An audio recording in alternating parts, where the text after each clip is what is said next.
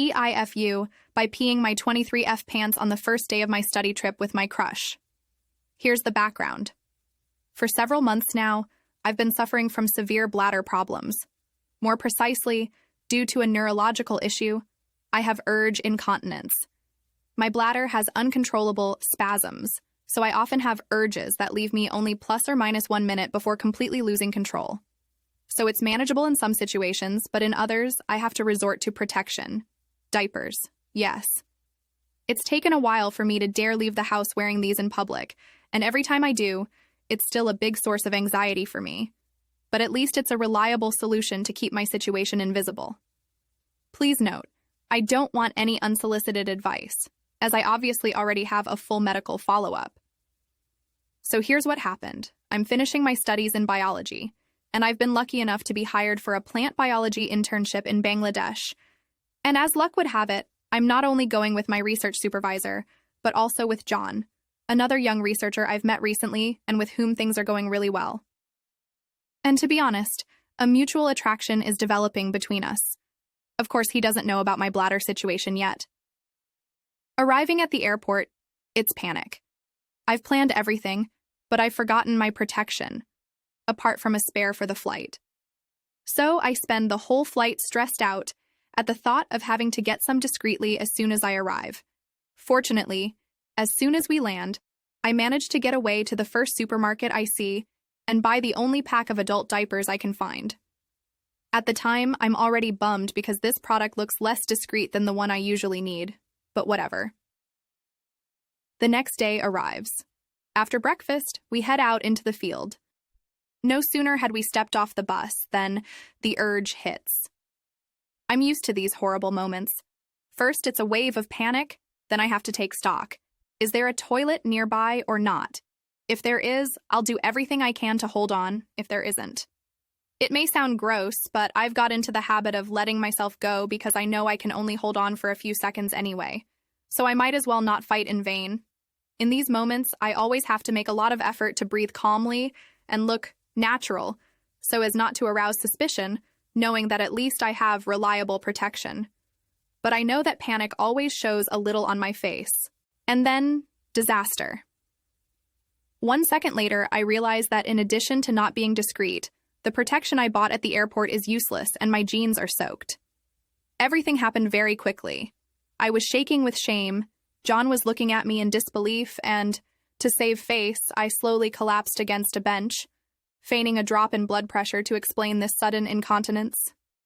It was the shame of my life, and I pretended that it was the first time that this had happened to me, even though it's my daily life. But usually I'm less stupid, and I make sure that the products that I use are at least reliable. Since yesterday we saw each other again, the uneasiness has dissipated. But I think it was the worst first date ever.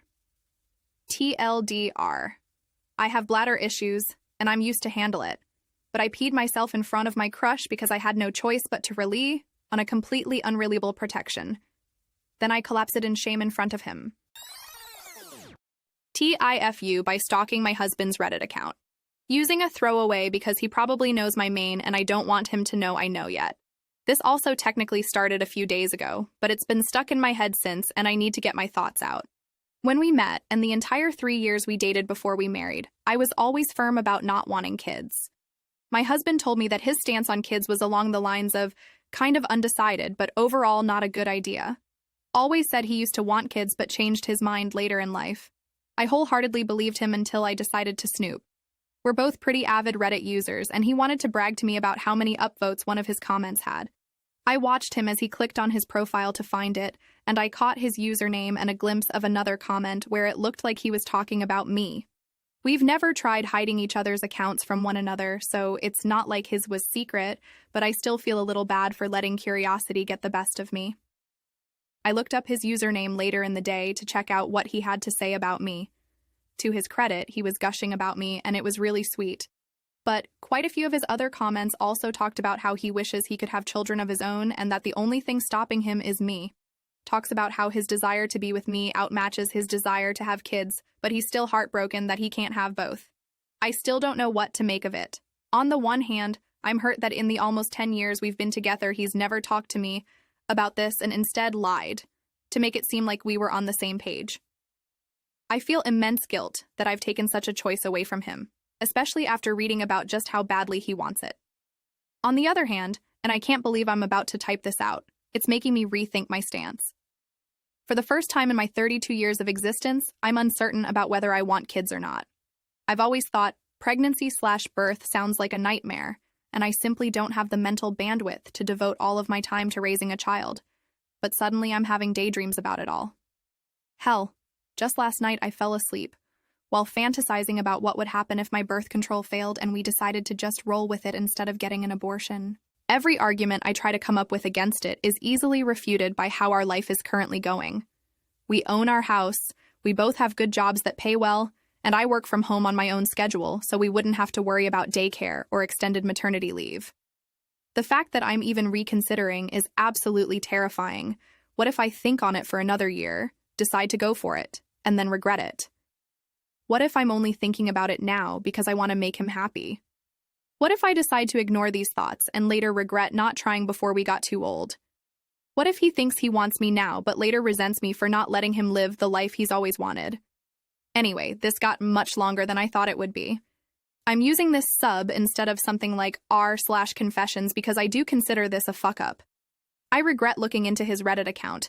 I wish I could go back to a few days ago where this wasn't on my mind and I thought things were going great between us. I'm sorry if this isn't as interesting as TIFU, by sleeping with someone's mom, or whatever usually gets popular. I just needed to get all this off my chest. TLDR, stalked my husband's Reddit account, found out he secretly always wanted kids even though I don't. Now it's fucking with my head, and I don't know what this means for the future of our marriage or what I even want for my life anymore. Edit. I was not expecting this post to blow up as much as it has. I'm sorry I haven't responded to many people, but I promise I've read almost every comment. I was going to sit on it for a few more days before saying anything to him, but everyone calling me out for essentially being a pussy is making me realize I should just talk to him tonight before I let my weird anxiety blow it more out of proportion than it already has. I still haven't decided whether to bring up how my views have changed regarding children, as I don't want to get his hopes up if I change my mind back. I'll see how the conversation goes. To address a few things I've seen mentioned by you guys. 1. Don't worry, I'm not throwing out my birth control tonight and jumping straight to baby making. I'm honestly still leaning more into the not having any kids side, and if my mind changes more, it's still not happening until we both want one without a shadow of a doubt. 2. Just talk to him, communicate. I appreciate the concern, but keeping it to myself forever was never an option for me. Our communication is usually fantastic, and I'm planning on sitting down with him. I was just panicking a bit while writing this and wasn't sure the when, how, what all I'd like to share with him. 3. Why do you think doing the same thing he did will solve your problems? You know what? You got me there. I'll probably show him this post eventually anyway, so I'm not sure how much water these comments hold. But you may be right that I shouldn't have shared this with strangers on the internet.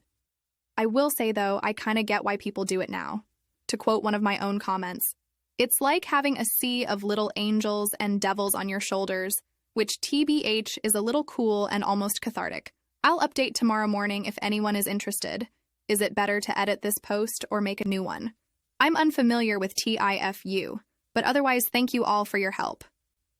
For the hate Reddit gets for being toxic and negative, all of you had either very insightful advice or were funny to hear from.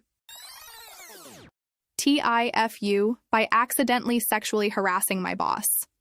What I meant to do was write an email to my boss to offer my help with a project he was working on. Outlook has a handy autocomplete feature. Normally, when I start to type the word assistance, I just hit tab and Outlook finishes the word for me. But today, as I started the email to my boss, somehow I accidentally sent the email instead of hitting tab. So instead of offering my assistance on a project, the message I sent was just, "Let me know if you want my ass." Thankfully, my boss was understanding and had a good laugh at my mistake. I changed my Outlook settings so that, hopefully, I can't accidentally send emails too early again. The only problem now is the endless stupid jokes from my coworkers. TLDR was trying to use Outlook's autocomplete, but accidentally sent the email too early and offered my ass to my boss. TIFU, by gassing out my bedroom with ozone. This started about a month ago when my parents agreed to renovate my bedroom. Because I haven't been very healthy this year, and I told them I didn't think my bedroom was helping. One of the things I wanted was an air purifier because I not only absolutely hate stuffy air, but it also causes me migraine headaches. It doesn't help my dad is also a smoker. Sure, I could open the window, but often the air outside isn't great either, and I can't get enough of it in. So I decided I wanted an air purifier. I knew the ones that have ionizers could generate ozone in excess of safe levels, but I had a solution to that. Don't turn the ionizer on. I was about to buy one, but my brother said he had one in storage he hadn't used in a few years, so I let him set it up in my bedroom, and a few minutes later, I checked it out. The air was already much better, but I could smell something vaguely electric. My brother said he had the ionizer on for a few minutes, no problem, I thought. It's only a few minutes and my bedroom is big, and it's off now. A few hours later, I'm in my bedroom just trying to listen to The Longest Johns, and I notice this smell is getting worse, like a mix between the sea, a thunderstorm, and a sweet, dusty electrical smell like you'd get if you put your nose up to the back of a computer. It was going into my nose and throat, and making me feel like I had a cold or sinus infection. After about 2 hours of this, I finally asked my brother, "What's going on? There must be old dust in this." He started saying it's ozone and that's what it smells like. And yep, the symptoms are pretty bad. We turned it off and opened a window and noticed that as the air returned to normal, I actually started to feel better. Turns out this darn thing creates ozone even with the ionizer off. My brother still won't tell me why that happened or if there's a way of actually turning it off. But now the machine is basically, oh, and I'm not allowed to use it. Guess I'll have to put up with the migraines after all. TLDR. Got an air purifier because I hate stuffy air. Worked perfectly, but didn't realize it also generates ozone. It gassed out my bedroom, and now I'm not allowed to use it. Please like and subscribe for more daily content.